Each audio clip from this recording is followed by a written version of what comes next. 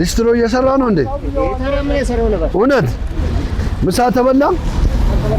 በልንካ እኔ ደግሞ ምሳ መጣው። የኔ እናት በጣም ያምራሉ ደግሞ በእውነት በጣም ቆንጆ ነው። ጥርሶት እንዳለ ነው ፍልቅቅ ሲያረጉት እንዴት እንደሚያምር በጣም ያምራሉ። እማምዬ እድሜና ጤና ይስጥልኝ። ምሳ አልበሉም አይደለ? በርገር ነው። እሺ አሜን አሜን። እሺ የኔ እናት ምሳ እየበላ ነው። ምን ዳቦ? እውነት ይኸው ቆንጆ በርገር ደህና ምሳ በሉ የኔ ጌታ።